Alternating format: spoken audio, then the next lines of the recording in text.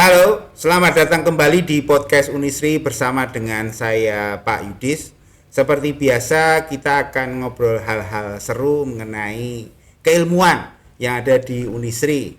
Kali ini saya sudah berhasil mendatangkan seorang dosen dari Prodi Pertanian, Fakultas Pertanian. Ya, beliau masih muda dan beliau ini kalau dilihat dari kulitannya kayaknya sering ke lapangan ini ya. Namanya adalah Pak Hafiz. Monggo Pak Hafiz silakan. Salaman dulu Pak Hafiz. Ya, terima kasih Pak Yudi. Baik-baik nih. Baik-baik saja. Oh, ya. oke. Ini harusnya jamnya ngajar tapi saya undang dulu enggak apa-apa ya. Apa-apa. Nanti digeser aja ya. Geser, ya. Oke.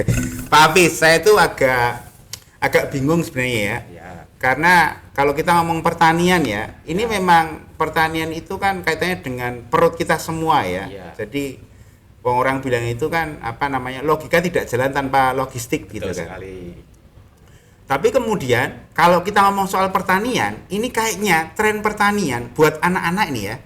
Anak-anak mau masuk ke pertanian itu kayaknya kok enggak keren gitu, Pak. Ini koreksi kalau saya salah nih, Pak ya. Ya, betul. Itu kira-kira, Pak, menurut Pak Hafiz, ini Pak Hafiz kan masih muda ini ya. Ya. Pak Hafiz melihat pertanian itu gimana tuh, Pak? Ya. Apa tuh yang membuat Pak Hafiz jadi tertarik dengan pertanian begitu? Ya. Oke, langsung saya jawab ya Pak ya.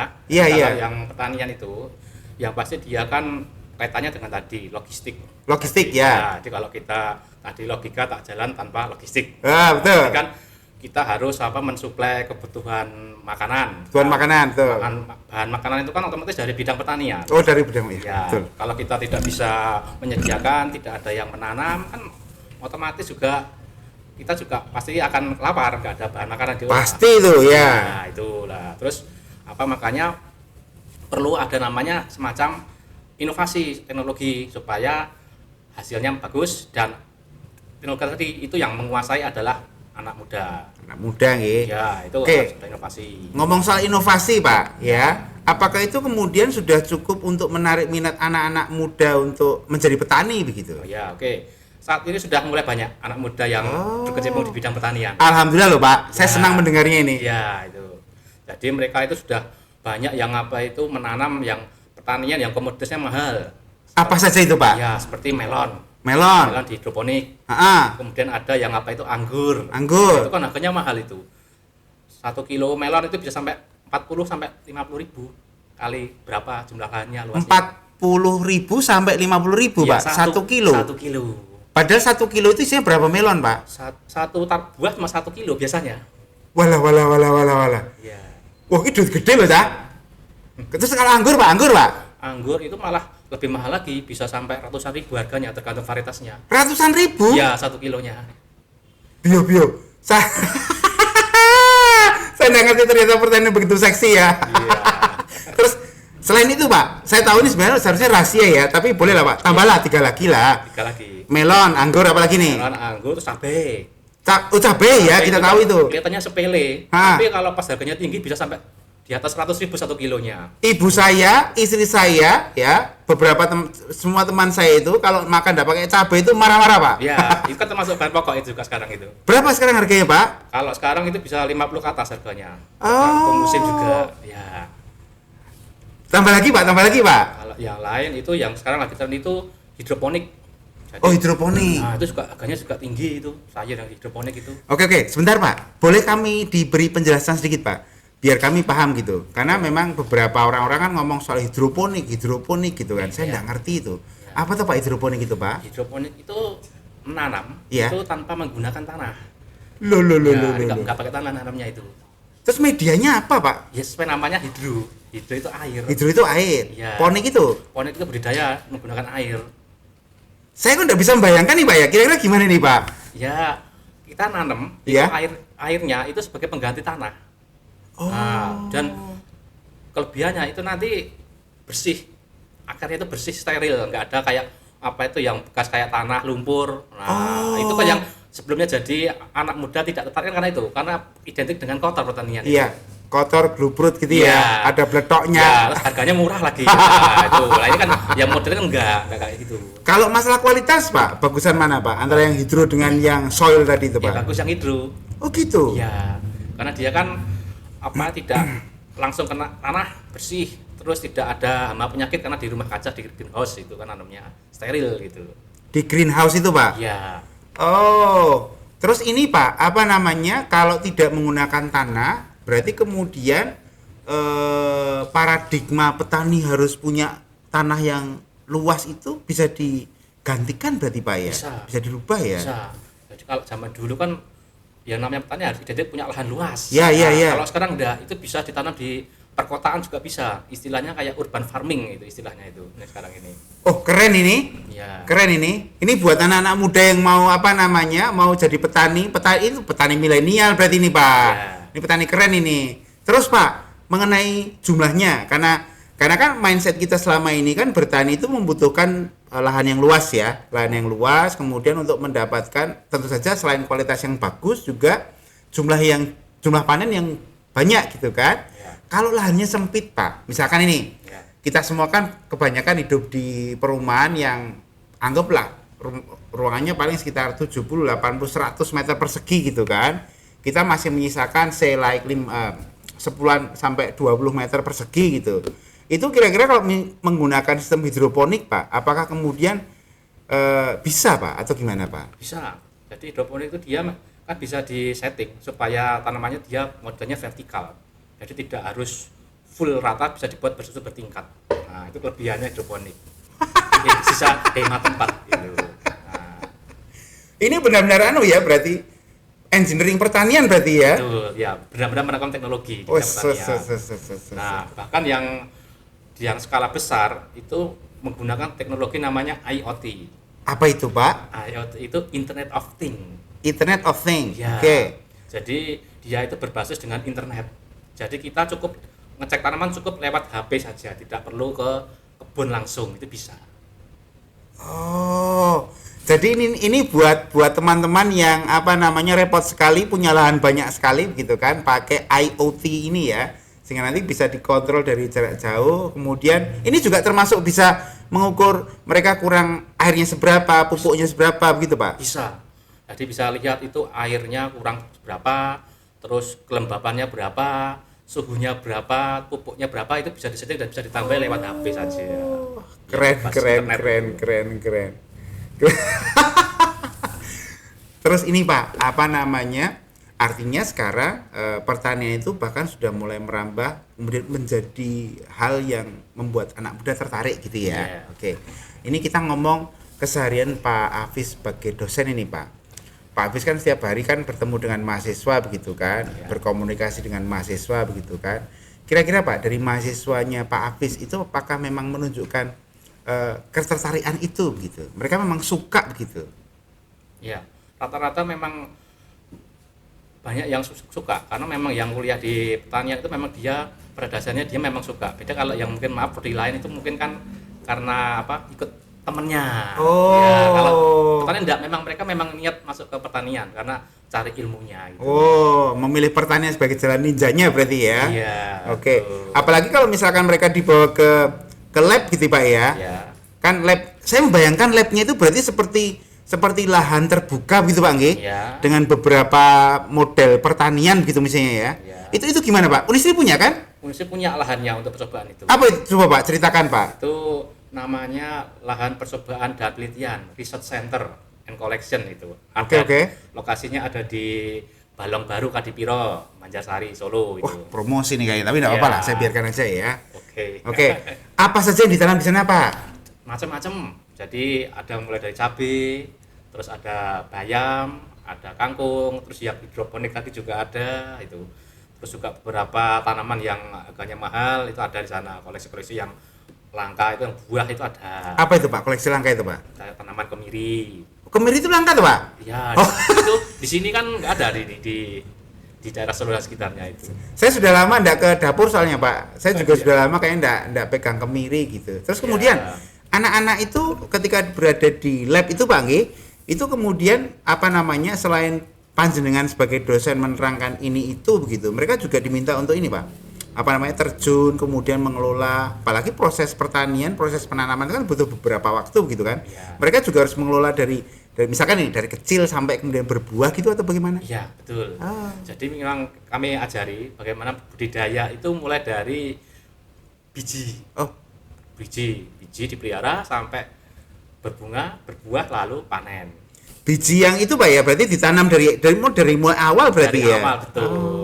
Jadi memang ya agak lama kalau nanam itu 3 bulan 4 bulan lah tergantung tanamannya gitu. Oh gitu ya, Jadi berarti pas ya. Iya. Ngomong-ngomong buah atau apa namanya, tanaman yang umurnya pendek-pendek itu Pak, 2 atau 3 bulan itu Pak ya. Itu memang sekarang itu menjanjikan Pak ya. Iya. Kayak tadi Pak Hafiz cerita itu kan seperti apa namanya, saya nggak ngerti ya, koreksi kalau saya salah ya, bayam, kangkung gitu kan, brambang, bawang itu kan memang cepat-cepat sekali gitu kan. Iya. Dan itu harganya memang apa namanya sudah bersaing sekarang Pak ya. Iya. Itu kalau anak-anak muda kemudian kita ceritain seperti itu, misalkan mahasiswanya Pak Hafiz sendiri aja lah. Iya. Itu kira-kira mereka juga ada ini Pak, ada terlihat rasa berbinar pengen juga melakukan itu enggak? Iya, banyak. Oh banyak ya? Iya. Jadi kalau nanam yang kayak tadi kangkung, terus sawi, bayam itu kan sebulan sudah panen itu. Oh ya. Berarti kalau kita mau niatnya untuk arah ke bisnis, Ya. itu uangnya muter cepet gitu, cepet menghasilkan. Bayangkan sebulan sudah panen kok itu. Kalau Ini kameramen sudah mulai berpikir salah jurusan ini Pak kayaknya nih. Oke. Kalau kemudian pertanian itu begitu menggiurkan Pak ya, Ya. terus kemudian ditunjang dengan apa namanya tanaman-tanaman yang apa namanya bisa dipanen dengan waktu singkat gitu. Itu kira-kira kalau di Fakultas Pertanian Unisri itu apakah juga ini Pak ada konsentrasi kewirausahaannya begitu Pak? Oh, ada. Nanti kebetulan di prodi kami agroteknologi itu punya namanya UKF, Unit Kewirausahaan Fakultas Pertanian. Oke. Ya, jadi itu memang membidani di bidang kewirausahaan, khususnya di pertanian. Macam-macam itu. Ada yang budidaya, ada yang terkait produksi, ada yang pemasaran. Oh, Ya, oke. terus termasuk yang hidroponik tadi juga di situ juga diajari bagaimana untuk melakukan bisnis di bidang hidroponik. Terus pembuatan prasarana pendukung seperti pupuk, terus media tanam itu juga gitu kan. Nah, itu juga merupakan bisnis di bidang pertanian. Jadi pertanian itu tidak sekadar hanya menanam, tapi ada pendukung yang lain seperti itu tadi pupuk, media tanam, terus pembibitan. Nah, itu kan juga prospek itu sebenarnya itu menghasilkan. Oh iya. Kan selama ini yang kita ketahui kan hanya ini Pak ya, apa namanya petani itu kan jual panenan, Ya. jual buahnya saja begitu ya, Ya. apapun buahnya begitu kan. Ya. Itu kira-kira berarti kayak Pak Hafiz tadi kan sering bilang soal benih bibit gitu kan. Itu kayaknya juga barang yang sekarang sudah mulai dicari ya Pak ya. Ya, betul. Itu prospek juga kalau jual itu. Kita cukup jual bibitnya saja. Nah, makanya kan misalkan nih Pak, ini saya cerita nih Pak ya, beberapa waktu yang lalu kan saya browsing di di marketplace gitu. Nggak boleh Ya. disebut ini ya. Terus kemudian saya cari ini Pak, duri hitam. Ya. Sama musang king gitu Betul, Pak. ada. Saya sudah pernah cerita sebenarnya di episode beberapa waktu yang lalu, tapi enggak apa-apa lah. Terus ternyata memang penyedia bibit itu banyak gitu loh Pak. Dan kalau saya rasakan harganya kalau dikatakan murah juga enggak Pak. Betul. Artinya memang itu juga bersaing gitu. Ya. Apakah di kewirausahaan di Unisri juga dilatih untuk tidak hanya memperhatikan panen tapi juga benihnya juga atau bagaimana Pak? Iya, dilatih. Jadi yang kemarin yang sudah itu kami membuat pembibitan untuk apokat. Apokat, oke. Nah, terus kelengkeng. Nah, Kelengkeng. Itu dengan teknik yang kalau yang biasa nanam dari biji itu dengan teknik sambung. Nah, Oh, berarti ada pertanian engineeringnya berarti Pak ya? ya, Sehingga kemudian itu menjadi lebih lebih baik daripada bibit-bibit yang lain yang gitu. betul, ya. Selama ini Pak, yang Pak Hafiz lihat dari pengalaman nih, gitu kan? Misalkan kita ngomong apa tadi Pak? Apokat ya? Apokat. Benih yang dihasilkan di pertanian Unisri ya, itu kalau dibandingkan dengan benih yang ada di pasaran bedanya apa ini Pak? Bedanya kalau yang dari Unisri itu jelas kita tahu itu sumbernya dari mana. Satu itu, Ya, oke. terus dia udah pasti bebas dari penyakit. Kan kalau kita beli nggak tahu, dia itu tiba-tiba sampai rumah mati tanpa sebab, atau sakit gitu kan. Nah, kalau dari Unisri dijamin dia steril, bersih gitu, nggak ada penyakitnya.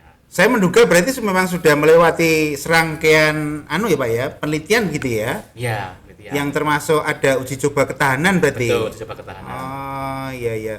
Termasuk hama. Kalau dulu waktu saya SD Pak itu sering mendengar istilahnya itu hama wereng. Sekarang hama wereng itu masih ada, Pak? Oh, masih. Atau Sekarang musim sekarang ini. oh iya, Sekarang musim. atau bahkan ada saudara yang lain namanya hama siapa gitu, Pak?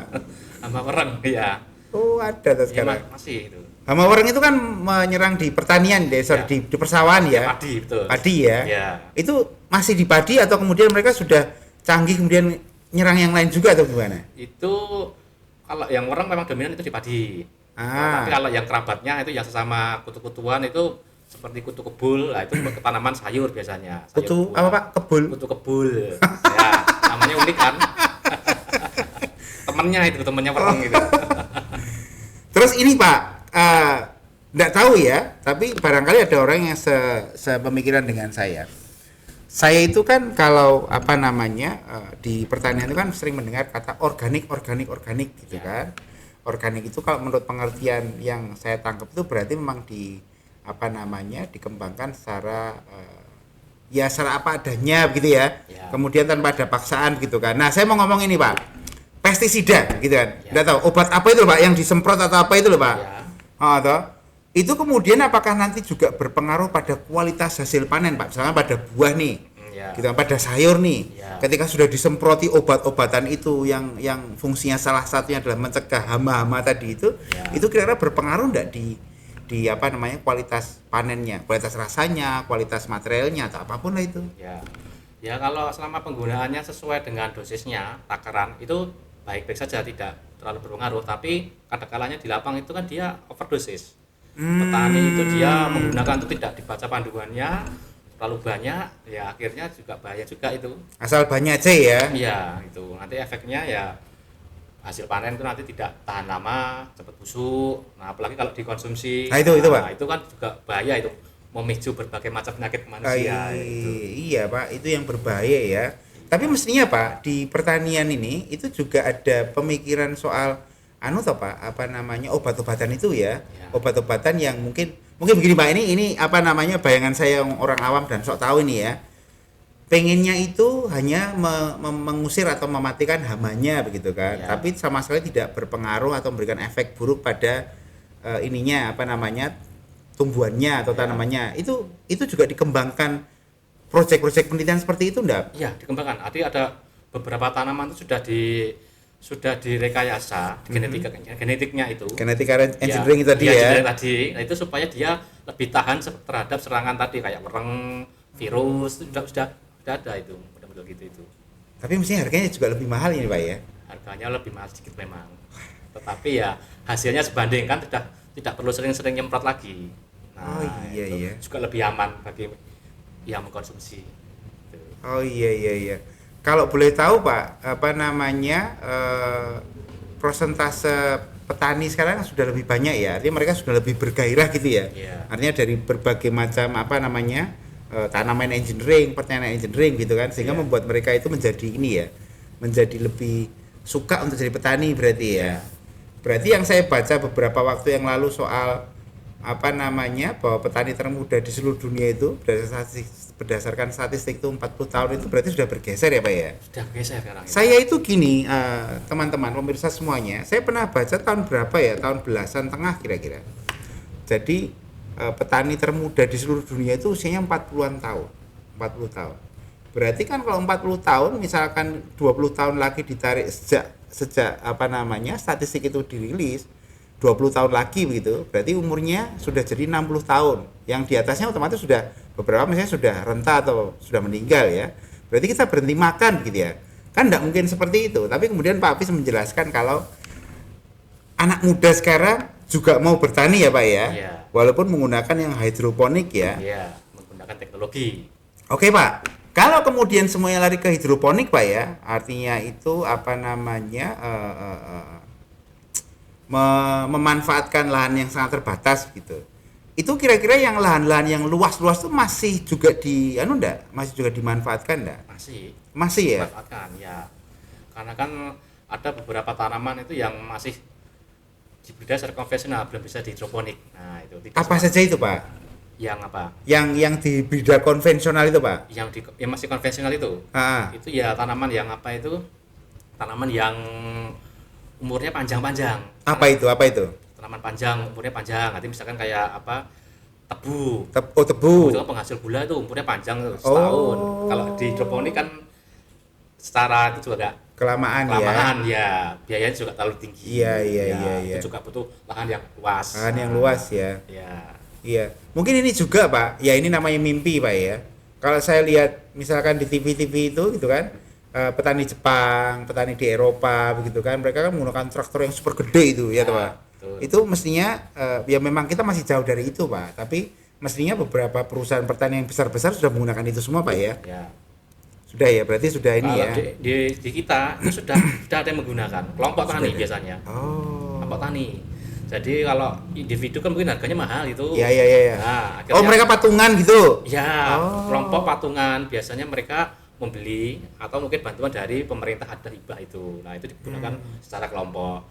Mulai dari mesin untuk ngolah tanah, mesin tanam itu, terus sampai yang mesin besar untuk panen itu, yang mesin padi yang combine itu. Nah, itu kan juga kelompok biasanya punya itu. Sorry Pak, dosen-dosen pertanian kadang-kadang juga melaksanakan pengabdian masyarakat ke para petani-petani itu kan? Iya, kepala petani itu. Memberikan kontribusi-kontribusi kepada petani-petani itu kan? Iya. Alhamdulillah berarti ya. Berarti memang betul-betul care ya. Sembari kemudian melakukan penelitian ya. Penelitian. Oke, jadi ini buat apa namanya teman-teman yang masih muda, jangan khawatir kalau nanti mau jadi petani ya. Ini kemudian stigmanya sudah mulai bergeser, petani sekarang keren-keren, duitnya banyak. Wah, Jan, saya agak merasa apa namanya salah jurusan ini kalau begitu itu ya. Tapi tidak apa-apa. Oke. Terus ini Pak, saya kan tadi sebelum apa namanya ngobrol dengan panjenengan itu, atau mungkin panjenengan juga termasuk salah satu yang berikan saya informasi ya. Kalau di pertanian Unisri beberapa waktu yang lalu itu kan ada program magang ke Jepang atau apa itu Pak ya? Iya. Itu apa tuh Pak itu Pak? Itu semacam program internship, berarti memang magang untuk pendidikan. Oh. Itu kami sempat berjalan itu 3 tahun, itu sebelum corona. Oh, sebelum corona. Ya, pas setelah corona kemarin sempat vakum gitu. Dan ini sedang mencoba untuk perintis lagi ke Jepang itu. Semoga ini Pak ya, Ya. karena kalau saya lihat anak-anak ke Jepang gitu kan itu memang luar biasa. Apa Pak yang mereka dapatkan dari sana Pak? Ya, mereka mendapat pengalaman yang pertama pasti ke luar negeri. Luar negeri, Ya, oke. kita jalan-jalan. Nah, Jalan-jalan, itu. oke. Terus keduanya mereka dapat apa itu? Praktek kerja. Itu di perusahaan langsung. Kalau sebelumnya kan ilmu dapat dari teori di kelas. Ya. Nah, sekarang mereka praktek langsung di Perusahaan. Perusahaannya juga bergerak di bidang pertanian gitu. Pertanian, di perusahaan jamur itu. Oh, oke. Di Jepang langsung itu. Jamur apa Pak ya itu ya? Itu jamur yang di Jepang yang terkenal yang kayak shiitake itu yang Yang mahal itu. mahal, betul. Pak, ngomong-ngomong jamur shiitake, mohon maaf ini. Itu kalau dikembangkan di sini apa enggak bisa tuh, Pak? Dikembangkan di sini bisa. Tapi aduh ada tapi ya, ini. lebih susah. Kenapa, Pak? Susahnya di sebelah mana itu, Pak? Ya, secara apa itu? Secara pasar juga kita juga tidak menyerap. Konsumsinya beda dengan orang Jepang gitu kan. Kalau kita pakai jamur apa tuh, Pak? Ya, kita pakai jamur tiram yang Kalau boleh tahu jamur tiram 1 kilonya berapa sekarang harganya? itu kalau nggak salah ya masih belasan ribu harganya ya. Belasan ribu. Sementara Iya. kalau shiitake itu, Pak, Puluhan karena dia impor. makanya itu. Kalau Tapi ya mungkin karena lidahnya nggak terbiasa itu. belum terbiasa mungkin, Pak. Ya, akhirnya ya secara pasar kurang di Indonesia itu. Ini mohon maaf ini sok tahu saya ini. Beberapa waktu yang lalu gitu kan, kita masih sangat asing dengan buah naga ya Pak ya, Ya, buah naga. naga. Tapi kemudian akhir-akhir ini kan kita sering dapat mendapati buah naga itu ada di mana-mana begitu loh Pak. Ya, Apakah tidak mungkin itu juga dilakukan pada jamur shiitake itu? mungkin, tapi ya perlu waktu. Perlu waktu ya. Perlu waktu, ya. Kalau misalkan mohon maaf saya potong Pak. Ini saya antusias sekali soalnya.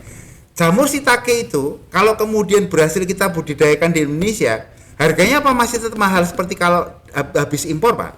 Ya, kemungkinan harganya murah. Turun. Mestinya murah kan? Murah, ya. Oke, menarik ini. Ini tantangan lagi buat kita semua ini ya. Jadi nanti boleh dikembangkan jamur shiitake ini.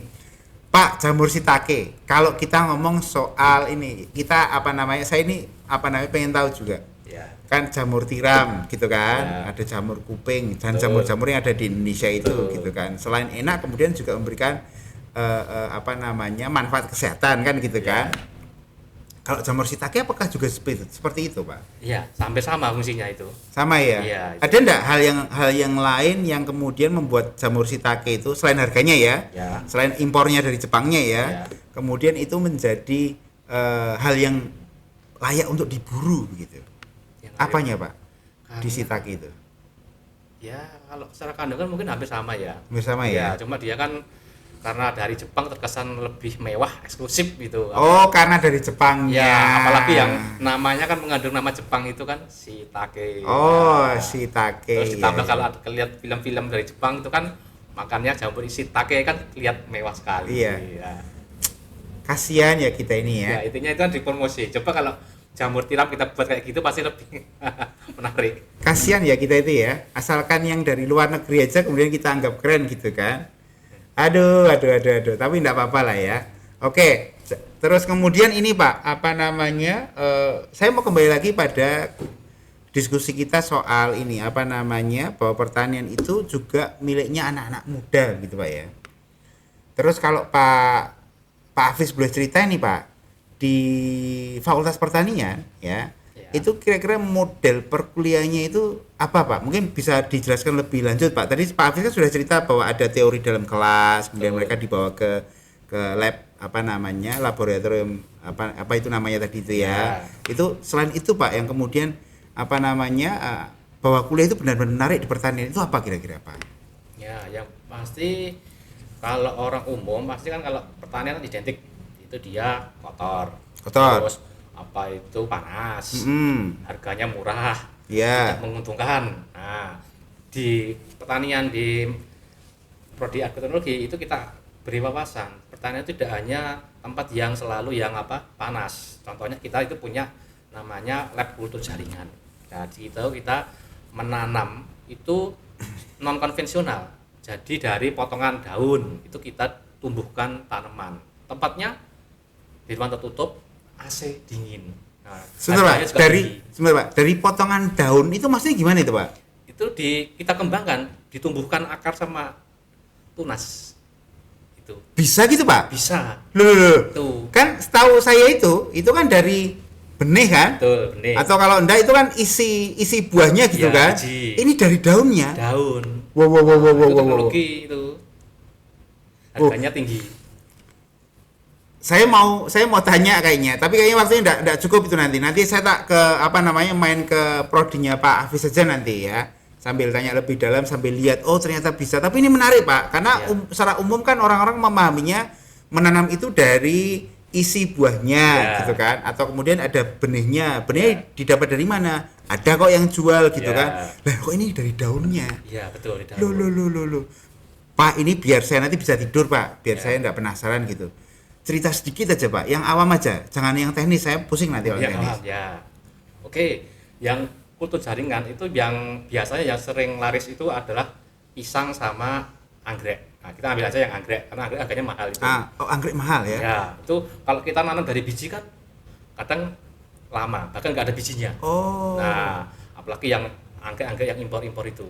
Nah, akhirnya kita menggunakan potongan dari daun anggrek. Kita potong kecil aja, 5 cm, kita taruh di dalam botol, kemudian kita kasih media tanamannya itu agar-agar. Agar-agar Pak? Iya, semacam agar-agar. Kayaknya kalau agar-agar buat kita nggak jadi buat media tanam deh ya. Habis dimakan itu. Iya. Nah, itu berarti medianya pakai agar memang gitu, media agar. Kemudian taruh di botol steril, ruangannya dingin AC supaya steril, kelembaban terjaga. Nanti sekitar 2-3 bulan dia akan muncul tunas itu. 2 atau 3 bulan ya? Iya. Cepat sekali ya. Harganya itu juga kalau kita jual bibit itu sudah tinggi harganya. Ternyata rekayasa engineering di bidang pertanian itu memang luar biasa ya. Iya. Saya jadi teringat dulu waktu nonton film Kelihatan Tua Sekali sih, tahun 94 kalau enggak salah, ada film Jurassic Park gitu loh. Jadi menumbuhkan para dinosaurus itu Pak Hafiz. Ya mirip kayak cloning gitu. Mirip gitu. Diambil dari DNA-nya nyamuk yang nempel di itu kan? Iya. Itu berarti kurang lebih sama seperti itu ya? Lebih sama, cuma ini tanaman ini. Iya. Iya, betul. Pakainya agar-agar, enggak terpikir ya sama sekali pakainya agar-agar ya. Kalian mau tanya enggak rasa agar-agarnya apa begitu?